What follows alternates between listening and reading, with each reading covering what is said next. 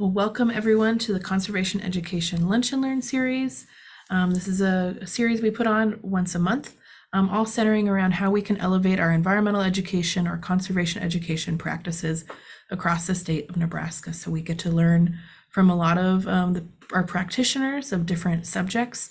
And I'm really excited about today's subject, accessibility in birding and outdoor programming, or accessible birding education. Birding is for everyone and everyone. I really appreciate that. Cassandra will be speaking to us about accessibility in outdoor programming today, specifically through birding. Cassandra became the Birdability Captain for Nebraska at the end of 2019. Since then, she has placed 8 Nebraska sites on the Birdability map and has held 20 accessible birding outings throughout the state, with more to come in 2023 and this year. So she's a Nebraska Birdability Captain. So we'll learn more about what that is, what that means, and maybe how you can get involved. But we'll also hear a lot of really great tips about how we can just be mindful of accessibility and how we can increase that in our outdoor programmings.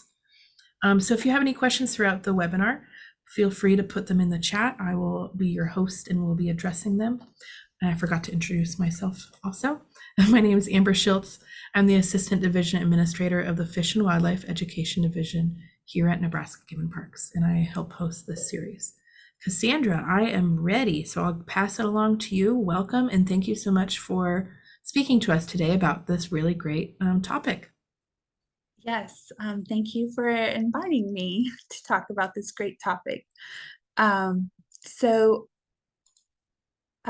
Birdability is a national organization that began in 2018 with Virginia Rose in Austin, Texas, and we have captains in not quite every 50 states, but we do have captains in about 30 states so far. And basically what I do as a birdability captain is I try to put on accessible bird watching events throughout the state of Nebraska, as well as promote accessibility to our partners like Game and Parks or Audubon, and to try to get them to see how to be more accessible when they host bird watching and other outdoor activities. And this here is just is the mission statement for birdability. If you want to read it, there is a link that we'll be sending out, as Amber said, of the Birdability website. So also there's a map, it's a GIS map that shows all the sites in Nebraska that are accessible to watch birds, and that is to keep growing here as I've partnered with Nebraska Game and Parks and the new Nebraska birding website. So basically it's to show you which sites are accessible and how they're accessible. So moving right along, this is Virginia Rose's quote: "No one can predict what an individual with accessibility challenge can or cannot do." Okay, so great quote by Virginia Rose. She is a birder with a spinal cord injury, and she's the founder of Birdability and our director for that. And a little bit about me. As you can see, I have 3 autoimmune diseases and 1 digestive disease. I am the Birdability Captain for the state of Nebraska. I grade birding sites and add them to the Birdability map, and I assist organizations in making birding accessible. And I also assist organizations in making accessible curriculum. Sometimes it's not just having an outing, it's also making sure you have the right curriculum to go along with that outing. And I plan and assist accessible bird outings. And I'm also a Nebraska Master Naturalist, so I kind of help out there in that way specifically as well. According to the Birdability Drive for Inclusion report card for 2020, only 15% of people with mobility challenges are satisfied with the effectiveness of the ADA law. So if you don't know, The ADA laws came about in 1981, so that's very new, but they are not very they don't encompass the entire people who have mobility challenges and accessibility challenges. So the first thing you got to do when you have an outing of any type, whether it's birding, fishing, or archery, is to know your audience. And when a school asks to do a field trip to your park, your resource center, your prairie, is one of the questions that you ask is, does anyone have an accessibility challenge? If you are not asking this question, you should be doing so right away, because this is going to help you plan your event and how to address those issues that will come up. And we're going to talk about certain type of accessibility issues that that people may have and how to address them when you have an outing or outdoor education. So just so you know, here's a little bit of statistics. 61 million Americans have a disability, so 1 in 4 adults. So if you have an outing that has 20 adults in it, 1 in 4 of them are actually going to have a disability. And like Virginia Rose says, some people hide their disabilities very well. I am one of them. And you can't just assume that they're all healthy and they can all climb or hike 5 miles one way. This is why that's very important to ask that question before you begin planning. 7 million children have a disability. In fact, in Nebraska, percentage is 14% or 16%, so 1 in 6 or 1 in 7. So if you have a field trip of 30 kids to your resource center, prairie, or anything, 5 of them are actually going to have an accessible challenge that you're going to have to be prepared to handle. And some people, that seems intimidating, but I'm hopefully here going to help you give some hints to make it not so intimidating, okay? So what constitutes an accessible disability? So of course, the first one is mobility challenges, whether they're in a wheelchair or using crutches or walking with a cane. Mobility challenges, blind or low vision, chronic illness, autoimmune diseases, Parkinson's, cancer, intellectual or developmental disabilities, mental illnesses, those who are neurodivergent, deaf or hard of hearing, and people with other health concerns. So, oh, sorry about that. I'm at work at my museum right now, so if the phone goes off, that's that. I apologize. Okay, going back. Sorry. Veterans with PTSD. So if you end up doing a program with veterans that may have PTSD, here are some things that you may want to consider doing. If it's a birding event, you want to use binoculars instead of binoculars. If you are doing any type of outdoor education with veterans, you probably would want to stay clear from gun ranges as much as possible. But if you cannot, then you probably should have some noise canceling headphones available to share, or maybe put that in your invite flyer or something to say, if you have these, bring them. Small groups are better than larger groups. And then what we typically do or called to do is called slow birding or mindful birding. And here I'm going to do. So a little description of what slow birding is.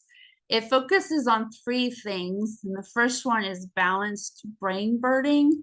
So instead of quickly identifying the bird and crossing it off your checklist, you're actually going to sit and watch that bird for like 4 or 5 seconds just to visualize its behavior rather than, oh, I see a red-tailed hawk. Let me mark it off my list. But then, so now you're going to sit there and you're going to watch that red-tailed hawk. And you're going to watch it fly. You're going to watch it maybe pick up another bird or whatever it's doing. You're going to watch that bird's behavior. The second thing to slow birding is 5 voices, simple sounds. So you're going to focus on listening to 5 birds long enough to recognize the sound of that bird, and only 5 birds. So you're going to not try to listen to every single bird that's in the forest, but you're just going to focus on 5 sounds that you're hearing, 5 bird sounds.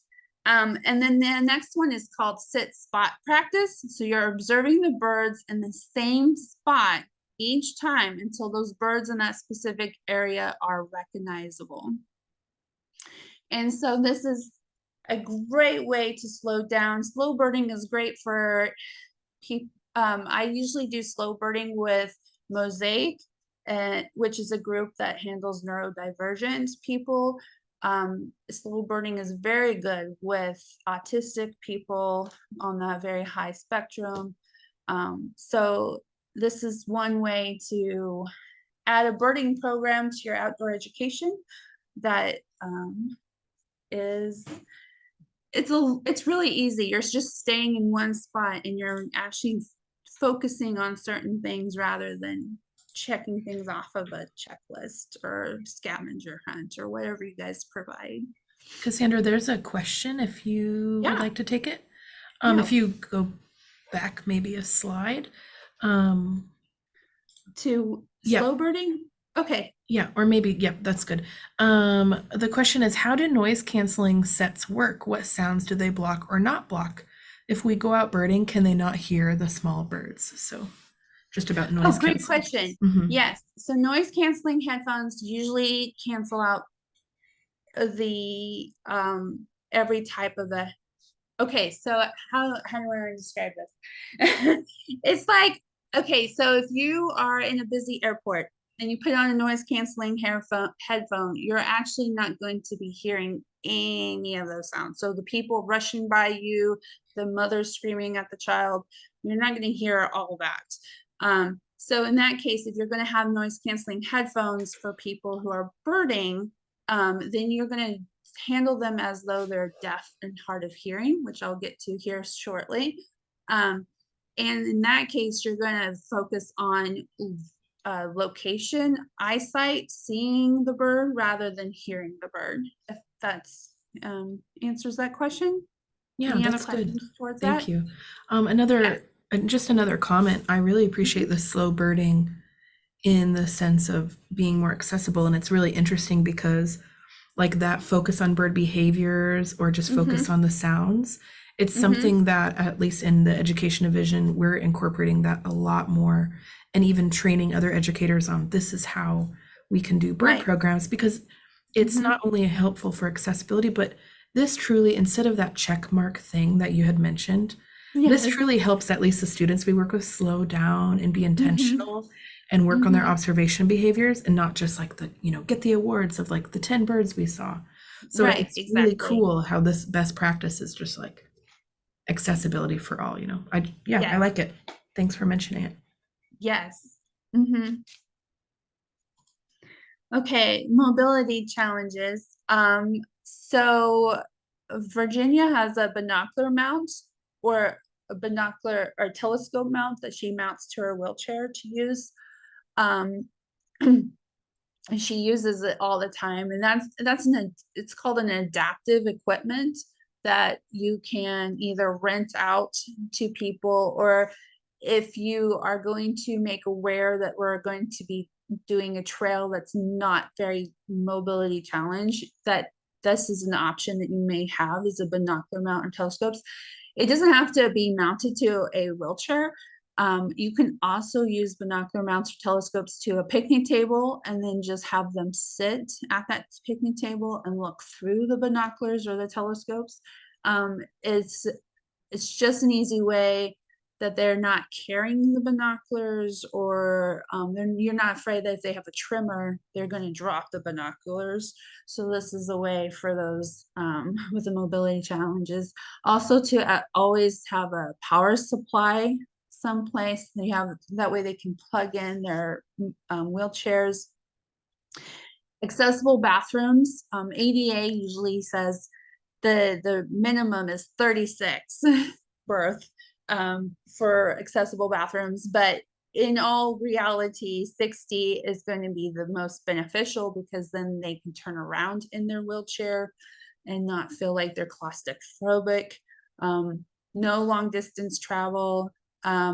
One of the rules with a person with mobility challenge is don't touch their mobility device without permission. So if you see them struggling, they're wheelchairing themselves up the hill, but you see them struggling, you need to ask first before you start pushing them up the hill.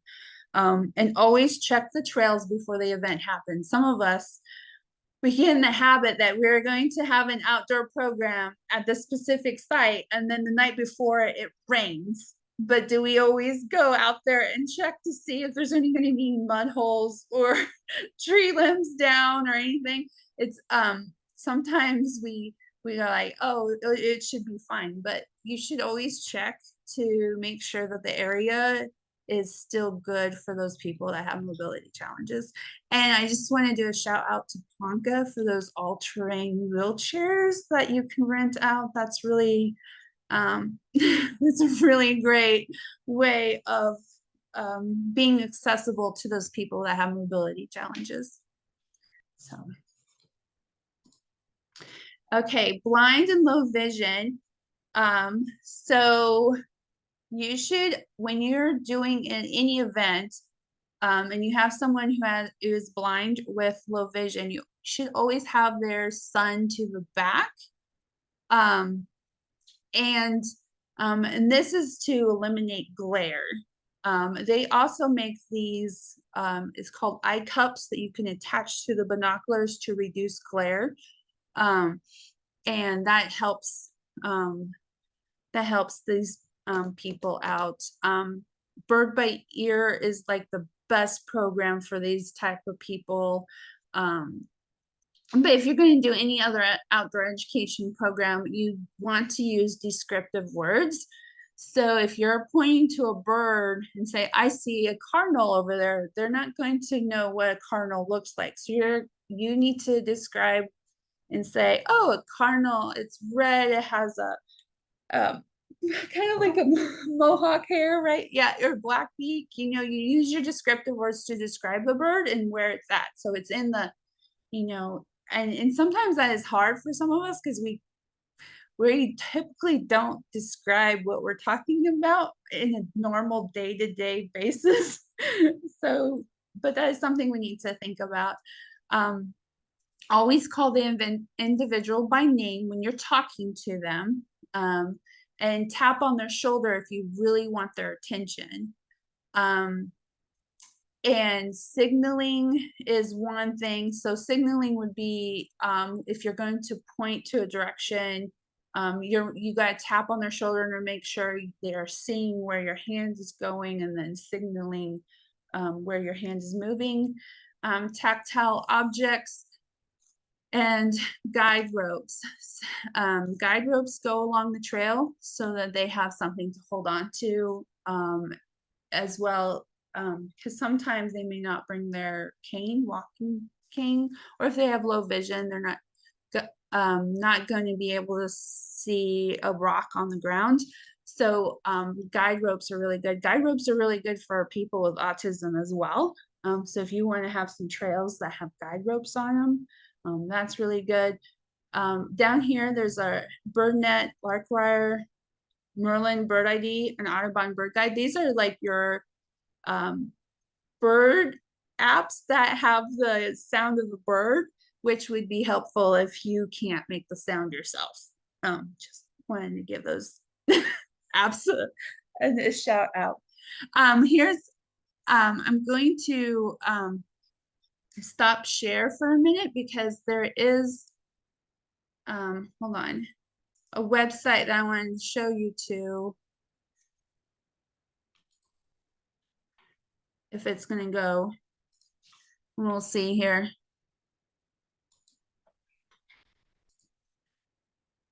Oh, it's not. Okay, hold on. My link didn't work, but anyway, I have it from yesterday. So there's these, I will try to find that here when I get back. And I'll go back to the PowerPoint here. I can try to find it for you, Cassandra, and throw it in the Oh, chat if you there just it tell me. is. No.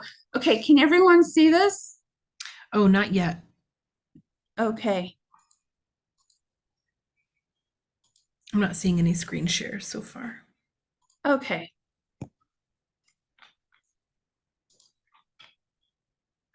Screen share right here. Okay, this here. This is, if you guys There we don't go. know, Yep. Birds of a Feather, the Western North American combo kit. These cards are all in Braille, and the Braille actually identifies how describes the bird to them. So this is a great thing to have in your resource center in order to hand out sometimes if you are wanting it. It's a great idea. This website is called 64 Ounce Braille. They have other games and stuff that is entirely in Braille. And so if you are needing something for a resource center, this could be something to think about. It's a great, it's a great useful tool, that's for sure. Looks excellent. Thanks for sharing. I've never seen that before. Yeah. Okay. Let me go back to where we were at.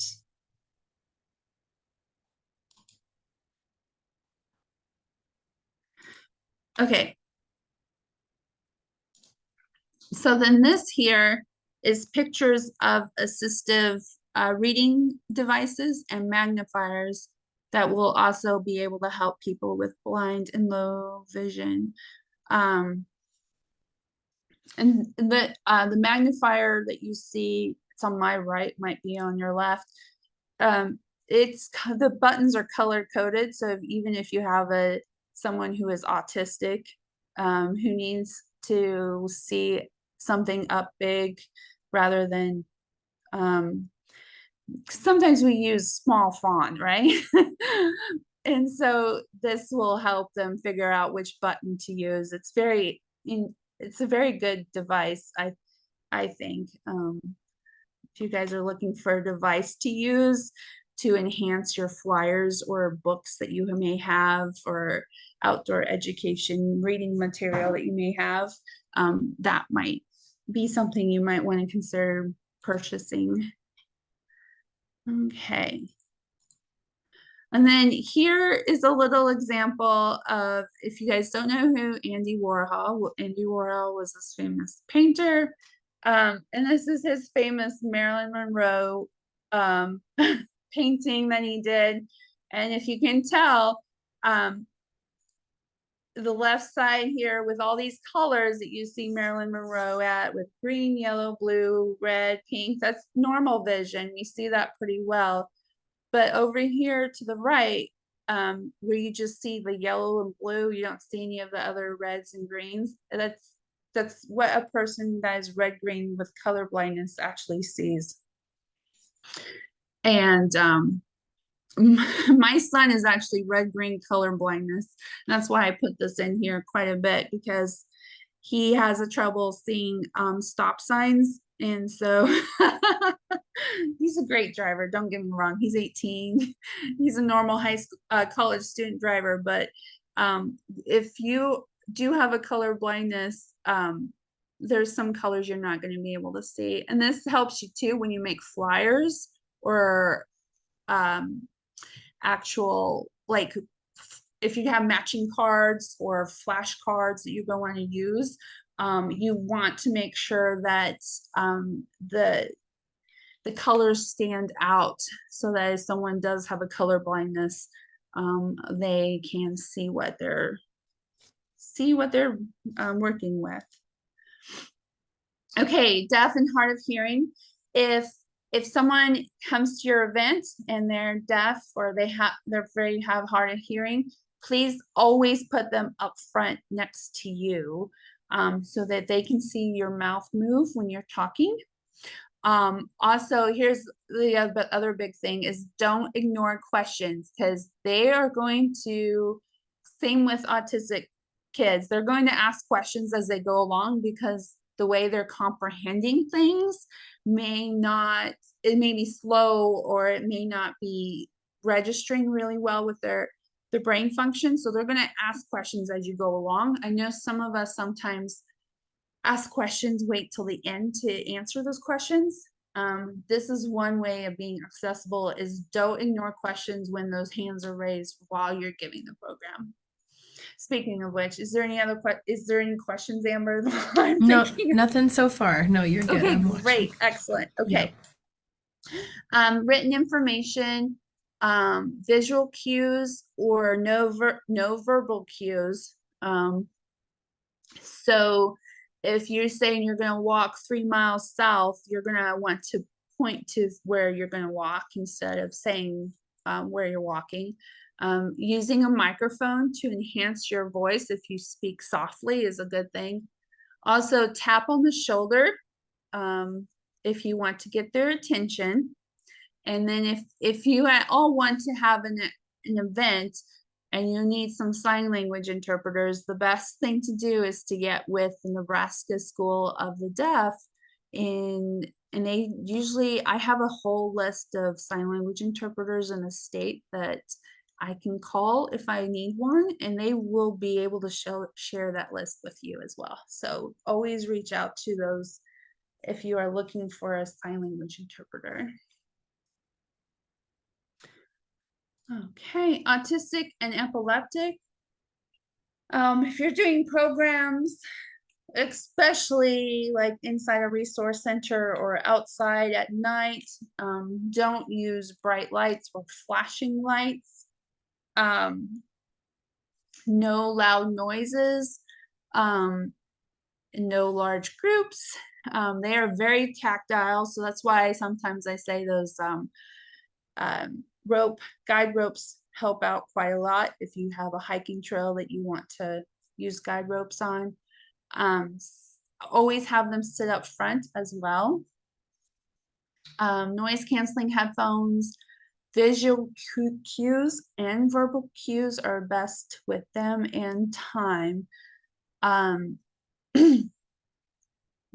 Always, it's kind of funny when I think of time, I want to give an example of my outing I usually do with Mosaic. So Mosaic, I always say we're going to do our outing from 9:30 to 10:30, right? And Mosaic is made up of groups is people with neurodivergent. Well, they're always 20 minutes late all the time. And then when we do something, they are similar to kids that are at the kindergarten level. So their time span is, okay, we can sit and watch birds for 3 minutes, but then you got to do something else because they're getting bored, they're getting antsy, and they are not paying attention. So a lot of times what I do is I set up, so we're sitting down watching birds first for about a few minutes, 5 or 10 minutes. Then we go up and we're watching birds 5 to 10 minutes, and then we go back and sit down and watch birds 5 to 10 minutes. So I'm always alternating how we are watching birds, so that they are, I don't want to say it. As you can see, I'm a little getting there too, time wise, as far as that goes. And that's how I have to handle that group when I do outings with them.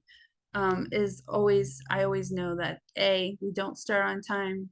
B, I have to limit how much we stay at a certain place. And C, I always have to keep them going in a different outing or a different way. to make it more interesting. So I always have those three things that I keep in mind. So, and this is what's called sensory backpacks. And I just want to shout out for Wildcat Hills for doing a great job. This is their sensory backpack. I took a picture of it off of Nebraska Game and Parks website, which is great. If you do have autism or epileptic people coming to your event, and they're getting to the point where they don't want to do your outdoor education, please give them a sensory backpack. This will help them quite a bit. To still be engaged while you're giving the lesson, but they're not totally like being all shut, because a lot of times people with neurodivergence, epilepsy, and autism will shut down if they get to the point where they don't understand, or they're getting to the point where they're bored, or it's going beyond what their mental capacity is. So it's just something to think about. And here's a list of what you can put in a sensory bag if you would like to start one for your place. Noise canceling headphones, binoculars or monoculars, fidget spinners or poppets, paper and pencil, a bird book, and sunglasses. So, are there any questions yet so far? No, not so Okay. far. Hiking. Okay, so if your outdoor education is going to be hiking, or have something to deal with hiking, please have the trail information handy for them ahead of time, as well as when they're going through the hiking.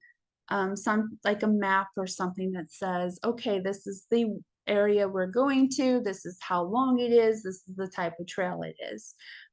Meet up near accessible parking stalls and restrooms this is the key point to any outdoor education program that you do, archery, fishing, anything. You're going to meet up near the parking stalls and the restrooms. That is key number one. Take a 5-minute rest at a bench. So every 500 feet, there has to be a bench on the trail. And I know some trails don't have that option. I know Rock Creek Station, their trail doesn't have benches on their trails, but they do a great job when I do a birding outing to provide picnic benches when I'm going to have a bird outing. So we have a place to do our 5-minute rest. So I really appreciate that. If you going above and not beyond, making sure that our event is accessible. Guide ropes again, and don't ever use the words walking, hiking when you are going to do an outdoor education program with walking and hiking. You're just going to say it's an outing. Using the words walking and hiking will make some people feel insecure about whether or not they want to come. And your whole purpose is to want them to come. So this actually gets them to come, and then they're like, oh, hey, I didn't think this was going to have a lot of walking to it, but yeah, I'm kind of glad I came. And so that's why you're tricking them saying outing instead of walking and hiking. Cassandra, I have a question for you on that? Yes. I remember you speaking to this in the past, and it was interesting just the language that we use, Yes. to make sure we're not intimidating. But what would you say also, just to like being realistic with what will be happening, so like, let's say the program does entail moving along the trail about a mile over over the hour or whatever it is. Yeah. Actually, that's how would you, go ahead. The way you said that was perfect, Amber. You put down that you're moving across a rock trail, and it will be a mile long, and it will take us 30 minutes or 20 minutes. And that's what you want to do, is you want to describe the trail, and then how long it's going to take them, and what the length is of that trail. so they can get an idea. And that's going to be part of your advertising. So whether that's on Facebook or your flyers you hand out, or even in like if you're going to do something at the resource center, you're going to tell them that this is the length of the trail that we're going to be moving on, and this is what it's a paved path. So then they can get an idea if that's what they want to do. So, okay. Excellent. Thank you. Yeah. And then some of us do Zoom education or video education, exactly like this one. So if you are doing that, here are some tips. One is to always use closed captioning, use audio descriptions, post video posts, this transcript. Okay, so if like right now we're recording this, it would be, Amber should be posting the transcript to go along with it. And then use digiscopes if you're going to do an outing that involves birds, and there are birds that are very far away and your camera doesn't pick it up. Always, I have a digiscope that I attach to my phone. So if I'm doing a Zoom birding, I could zoom in on the bird rather than trying to figure out my bird can see, if they can see the bird from my phone.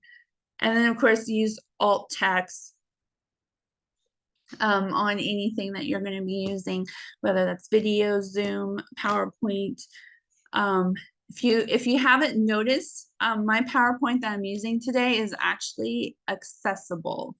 And there's a way, if you guys don't know, there is a way to see if a PowerPoint is accessible. At the very top where it says review, it says check accessibility, and it will give you, it will tell you, it will go through, is this your reading order? Is this where your picture should be located? It will tell you exactly if your PowerPoint is not accessible.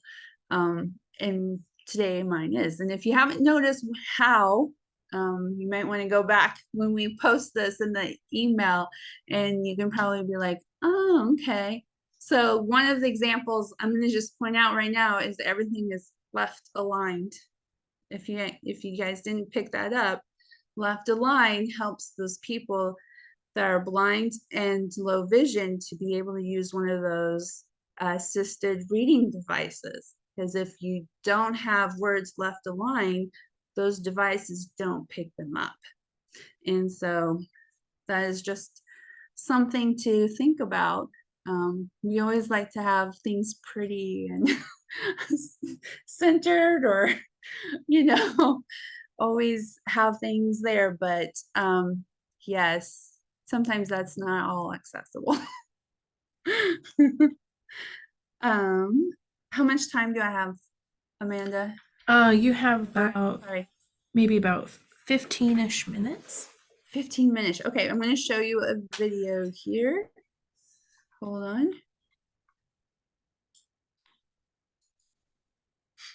And if you do the video, the trick I've seen is make sure you click that button that says share audio too when you share screen. Sounds good. Oh, I didn't do that. Hold on.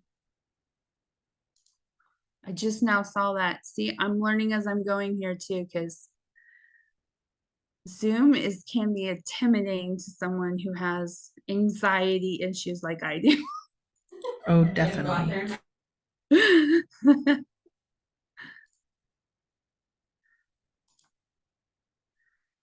Okay.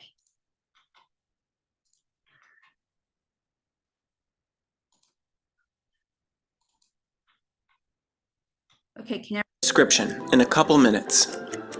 An audio description is a verbal description that conveys important visual information. It can help people who are blind and low vision fully understand things like video, events, artworks, or places. Audio description is usually presented in one of two ways, either live and in person by a trained describer, or as a recorded narration. Hollywood films, Netflix, and other major film and TV productions often hire professional audio describers to write and voice the description of their videos. See if your favorite Netflix show or movie has audio description by clicking on the dialogue icon near the bottom of the player and searching for it in the audio column. Social media video creators can hire professional describers and voice actors too, but by following a few simple rules, getting started with audio description is actually pretty easy. First, make sure to talk your text. If you are relying on your audience to receive information by reading, your video is not accessible. Avoid this by making sure you narrate all important text that appears on screen. This includes title cards and lower thirds. Second, always introduce. Whenever possible, have the people in your videos introduce themselves as they appear. This way, it's easier to identify speakers and differentiate between them throughout the video. Having people introduce themselves with name and title often removes the need for inaccessible lower thirds entirely. Third, describe scenes that aren't heard. If a scene or moment is purely visual, like if a magician silently pulls a white rabbit from her top hat, or with a tap of her black wand makes her assistant disappear, it needs to be described. Try watching the videos you make with your eyes closed. What critical information are you missing? You may find this confusing at first. What is the critical visual information? There isn't always a simple answer, but by asking yourself the question, and by beginning to fill in missing gaps with the tips in this video, you'll be making your videos more accessible. And accessibility is cool. Okay.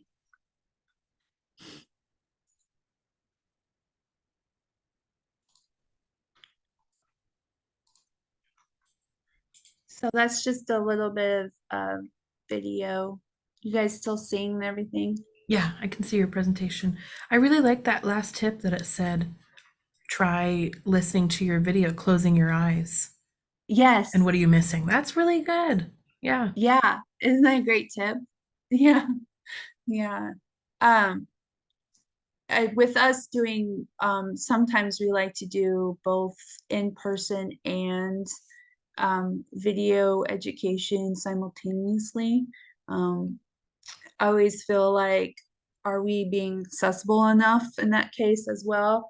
Because I know it's kind of hard when we have people in person asking questions. Are we focusing in on that person asking the question? When we do a live Facebook event or something like that, or are we just having everything being focused on ourselves because we're speaking? That's always something I kind of think about, is like, how are we making those live events more accessible if we have people participating? And so, and that's always good, because we always try to say, like, I know one time we had a live Facebook event, and we always say, oh, someone has a question. And then we're like, well, maybe we should start saying, oh, Shirley from Minnesota has a question, and this is her question. You know, I'm saying we probably just need to be a little bit more descriptive when we do our live outdoor education events. That's all I have to say. Any questions so far? No, someone just mentioned I find it amusing that captions overlapped each other in the lower third. So that was good to catch that. Oh yeah. Yeah. That's correct. Uh-huh. And so be always accessible. That's all I have. That's if you didn't get anything else out of this program, I hope you get this one sentence out of your program, and that's be always accessible. No matter if you're doing a fishing event, hiking event, archery event, birding event, and just think about how you can be always accessible. And sometimes that is hard because we haven't done it for so long, and then we got to switch our mind in how we do things so it is accessible. Okay, so if you are doing flyers, handouts, worksheets as part of your outdoor education, birding, here's a few tips. Don't ever use cursive font. If you want to use fonts, you want to use Bitter, Open Sans, Arial, Verdana, those that have the letters very open and big and inviting. Use large print, Braille. If you have someone that can translate your worksheets into Braille, great, perfect. But if not, that's not like a big deal if it's not.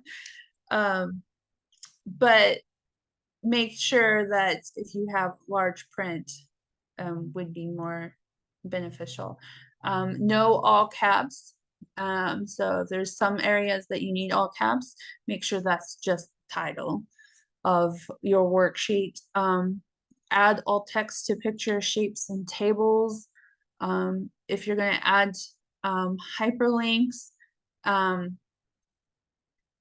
know those actual screen readers actually pick up hyperlinks, which is kind of amazing. So if someone who is blind has one of those and they come over and you have a hyperlink embedded in one of your pictures, it will pick it up.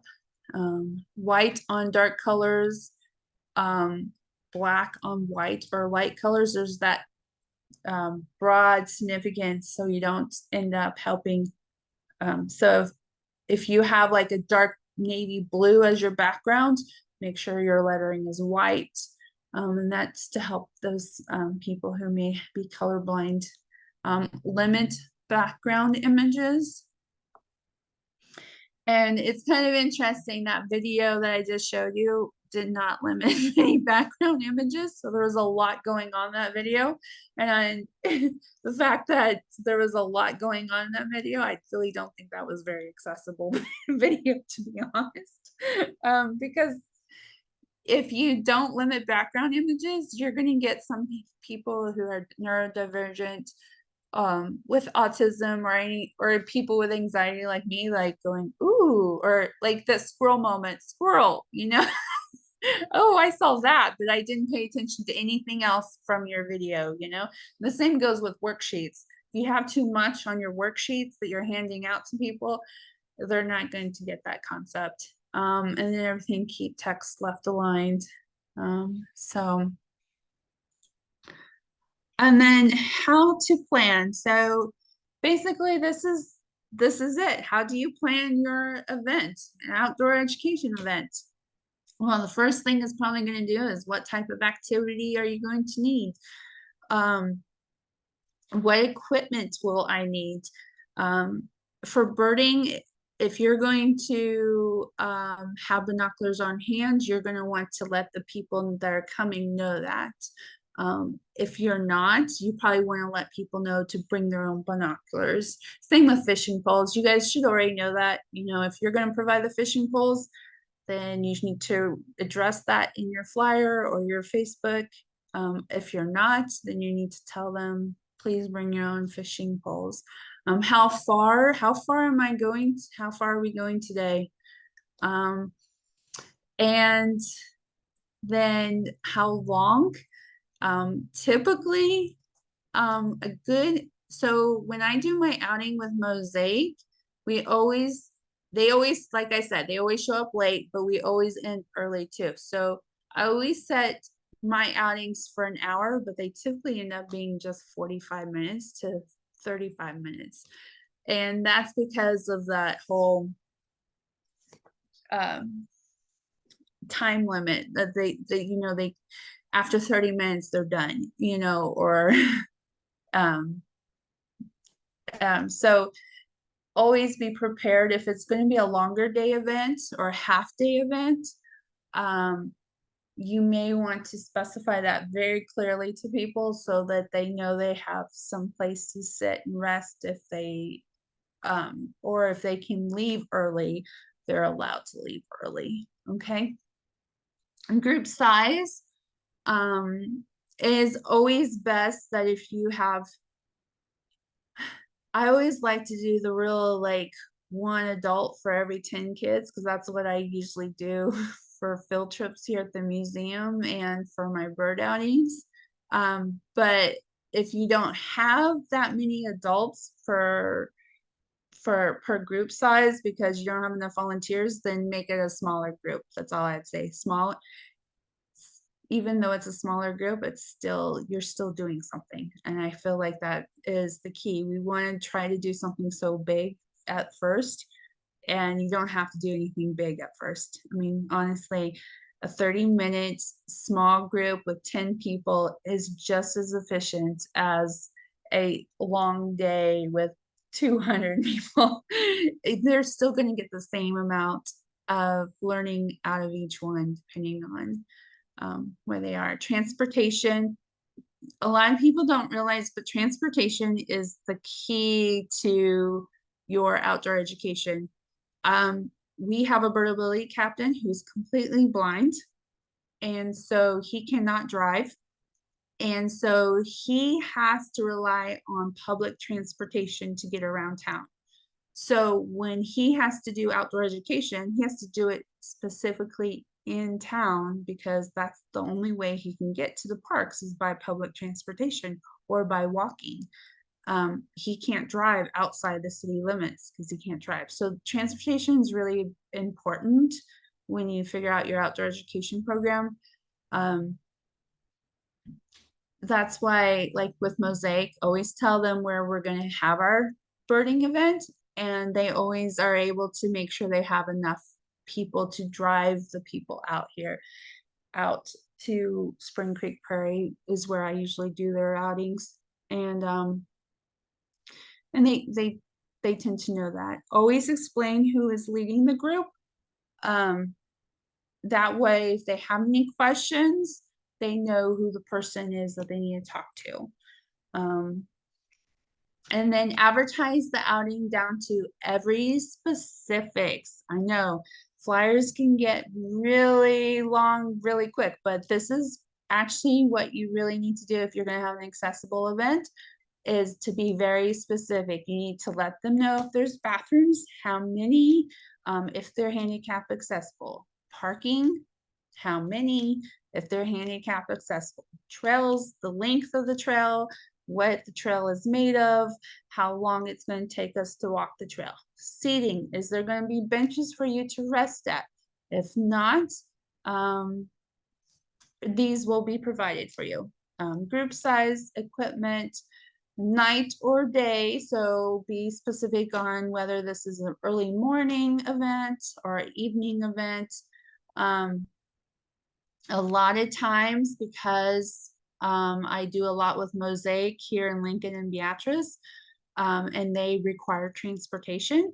I have to do it when their people are working, which is their typical 8 to 5 hours. So I can't do any events with them outside of that time period. So be specific. If you're going to invite a specific group to your event, you'll need to be able to know, okay, if they're having people drive them, what's the time that those people are working. And so you don't want to go outside of that time. And then of course, a phone number for questions. Any other questions? No, but Cassandra, I wanted to add something that you had mentioned. I was in just another kind of thing I saw I thought was so cool. I was in a virtual workshop a few weeks ago, and their disclaimer when they put on so this is virtual, but the disclaimer they put at the beginning of the program, they said a few different things about practicing presence, listening with I statements. It was really cool. But the last thing they said was, this is a consent-based space, so feel free to move your body and adjust your environment as needed to help you regulate. And I thought, how cool was that? It's silly, but cool. To give people permission, you know, you don't have to say, oh, I have to go to the bathroom, or I have to, just to give people permission to listen to their body and regulate themselves as needed as we move forward with this, whatever it is. I just thought that. Right. Yeah. Well, and that's really cool. I really amazed that they did that. That's a really good thing, because with one of my autoimmune disease, I can't regulate my body temperature anymore. So when I go out on my bird outings, I have like a coat wrapped around my waist and things like that. And I have a hat on and I might have a fan because every once in a while it's like I'm either hot or I'm either cold. And I have to take that time to adjust myself to make sure I regulate otherwise. So that's very important, as if you are very descriptive in what this program or outdoor education program you're doing, then the person who needs that accessibility will know what to bring and what not to bring. And that's what I always tell people. I said, if I'm coming to your event and you have no shade and I'm a person who can't regulate my body temperature anymore, I'm going to have to bring my hat and I'm going to have to bring a fan. And yeah, so I know what I'm going to have to bring in order to come to your event. But if you were not descriptive and I come to your event and I wasn't prepared, then I would probably not survive the event, to tell you the truth, because I'm just like, oh, okay, I'm done. I'm gonna go home now. I can't do this anymore. And so that's very important about being descriptive about how the program is going to work and what it's going to look like. And yeah, so that those people can come prepared. So yeah. Any other questions? Any other questions for Cassandra? I do want to show this website here real quick. These are resources.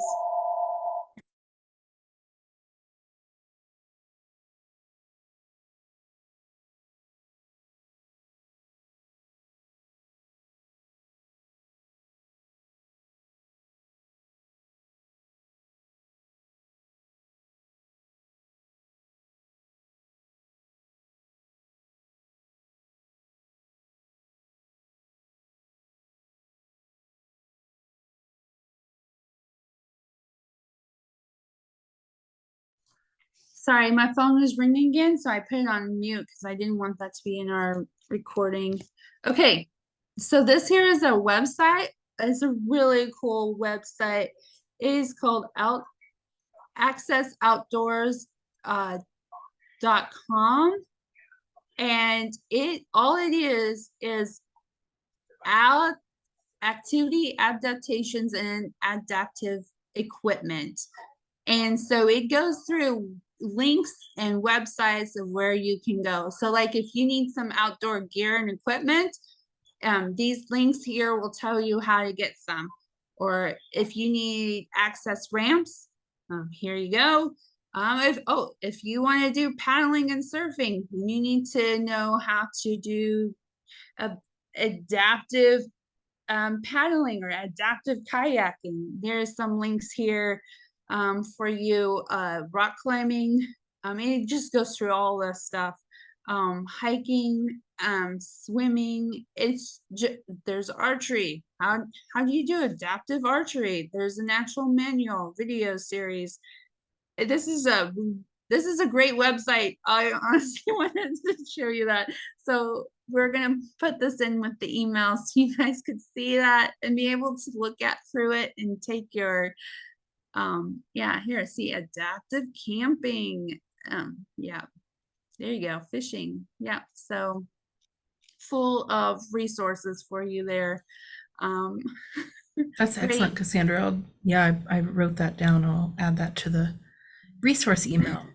Yes, and there's a few more on that screen that I just finished stop sharing, and I'll share it again right there. So the National Federation for the Blind actually has readers.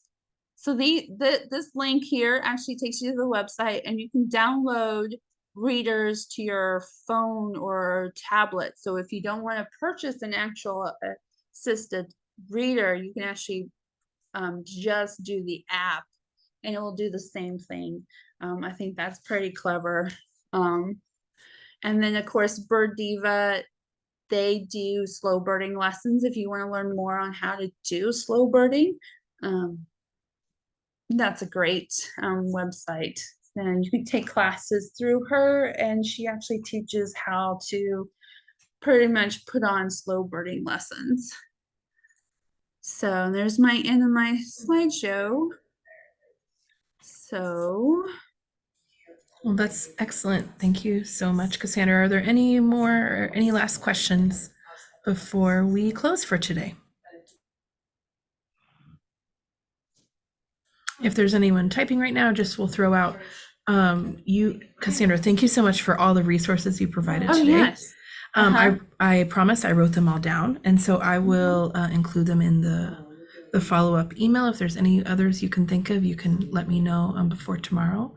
But again, thank you everyone for joining us today. This is a really great topic and great resources. And Cassandra, thank you for the work that you're doing to make sure.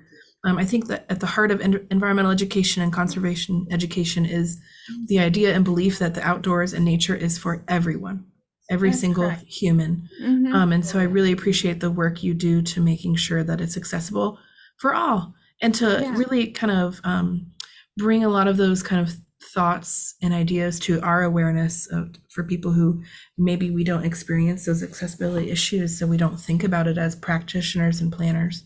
But it's really great to incorporate that view and be thinking about it. So thank you. If you guys want to see an accessible birding outing. Oh yes, your last, yes, go ahead. What was your next program? Yes, my last program for the year is actually next Saturday, October 21st at Indian Cave State Park at 8:30 in the morning.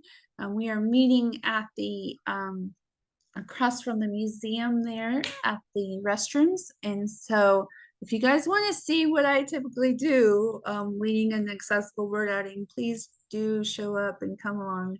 That's Indian Cave State Park next Saturday. So is that information for that event on your Birdability Facebook or anything? Yes, it will be out there today. There's flyers at Indian Cave State Park right now. She did send it to Game and Parks. I'm not sure if they made a Facebook page post event yet, but we'll definitely share it. So yeah, exactly. Well, and I can share you the flyer too, and you can put it in the email. That'd be excellent. I was going to say, yeah. All right. Then they can actually look at what a flyer. Yeah, that would be a great example. Information has. Yeah, that's excellent. So, well, thanks again so much, Cassandra. Yes. And thanks everyone for joining us today, and we'll see you next month. All right. Bye.